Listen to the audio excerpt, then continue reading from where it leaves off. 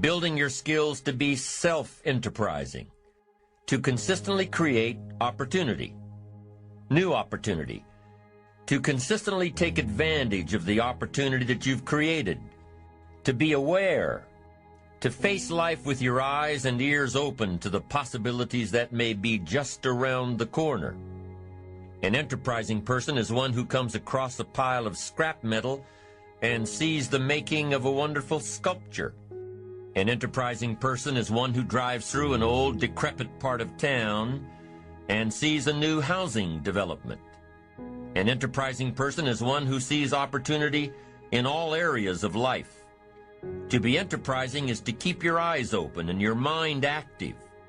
It's to be skilled enough and confident enough and creative enough and disciplined enough to seize opportunities that present themselves, regardless of the economy. An enterprising lawyer will study new laws and market herself to people who may need help in those areas.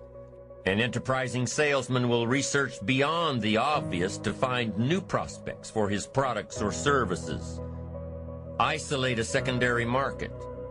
Develop another benefit. An enterprising attitude says, find out before action is taken. Do your homework. Do the research. Be prepared. Be resourceful. Do all you can in preparation of what's to come. Think of a few people you know who are enterprising. Think of people in the news, in your office, in your neighborhood. What do these people have in common? Well, they're probably always on the go, developing a plan, following a plan, reworking the plan until it fits. They're probably very resourceful, never letting anything get in their way. They probably don't understand the word no when it applies to their visions of the future. And when posed with a problem, they'll probably say, let's figure out a way to make it work, instead of, it won't work. You need to be like that pesky little Energizer bunny. You need to keep going and going and going. Self-enterprising people always see the future in the present. Self-enterprising people will always find a way to take advantage of a situation, not be burdened by it. And self-enterprising people aren't lazy. They don't wait for opportunities to come to them. They go after the opportunities. Self-enterprise means always finding a way to keep yourself actively working toward your ambition. Self-enterprise requires two things. Number one, creativity. Creativity to see what's out there and shape it to your advantage. Creativity to look at the world a little differently. Creativity to take a different approach. Creativity to be different.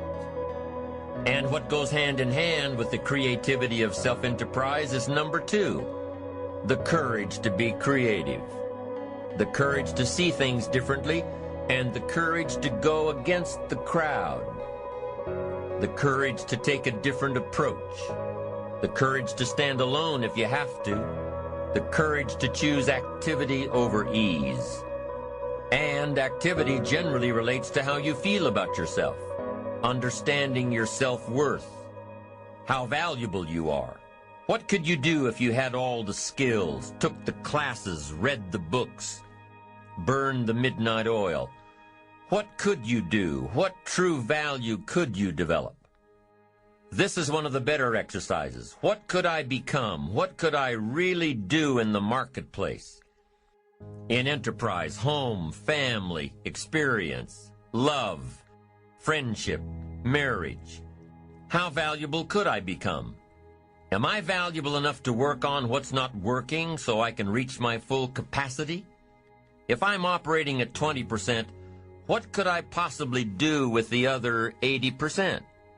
Once you start understanding how valuable you are, it's a whole new experience. Understanding self-worth, it plays a major role in our ability to be self-enterprising. Our self-worth makes the difference between being lazy and being active, being self-enterprising. If we don't feel good about ourselves, we won't feel good about our lives. And if we don't feel good about our lives, we won't be very interested in looking for opportunities. So you see, being self-enterprising doesn't just relate to the ability to make money. Being self-enterprising also means feeling good enough about yourself, having a great enough self-worth to want to seek advantages and opportunities that will make a difference in the future. Enterprise is always better than ease. Every time we choose to do less than we possibly can, it affects our self-confidence, our self-worth. If we keep doing a little less every day, a little less, every day that we keep doing a little less, we are also being a little less. Can you imagine what you'd end up being after 10 years of doing a little less every day? It's devastating. Think about it. Doing less could ruin your life. Now, you can reverse the process of doing a little less, You can reverse this process by using your self-direction, your self-reliance, your self-discipline. You alter the course by doing a little more each day. A little more,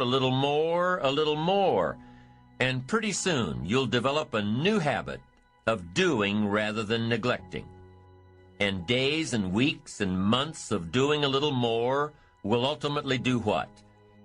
It'll increase your confidence and your courage and your creativity and your self-worth. In the end, it's how we feel about ourselves that provides us with the increased courage and creativity for self-enterprise. It's how we feel about ourselves that provides the greatest reward from activity and enterprise. It's not what we get or what we accumulate that makes us valuable. It's what we become that makes us valuable. Success isn't in the having. Success is in the doing. It's the process of doing that brings value. It's the activity that transforms our dreams into reality, that converts ideas into actuality. Self-enterprise is found in the activity, for without activity we'll miss the opportunity. Let me tell you what I think most messes with the mind. I think that simply doing less than you can messes with the mind. It causes all kinds of psychic damage. I think being less than you can be, trying less than you could try, doing it with less enthusiasm than you could do it, messes with the mind. It somehow damages the mind. It damages our self-image. Because here's what I've discovered happens. The minute you turn this around and start extending yourself, you'll see immediate rewards. Maybe not monetary ones, not yet, but it's how you feel about yourself that's the greatest value. You see, it's not what we get that makes us valuable, it's what we become. Discover all you can do, see how much you can earn, how much you can share, how much you can start, how much you can finish, how far you can reach, how far you can extend your influence. Some people out there would have us believe that positive affirmation is more important than activity. Instead of doing something constructive to change our lives, they would have us repeating slogans and canned affirmations like every day and in every way, I'm getting better and better. Well, getting better and better doesn't just happen from wishful thinking. Getting better and better only happens with the discipline of doing better and better. Discipline is the requirement for progress, and affirmations without discipline are in reality delusions. Now, don't get me wrong here. There's nothing wrong with affirming the good life as long as we are disciplined enough to take action. Affirmations can be effective as long as we remember two very important rules. Number one, we should never allow affirmation to replace action, activity, enterprise. Feeling better is no substitute for doing better. And number two, whatever we choose to affirm must be the truth.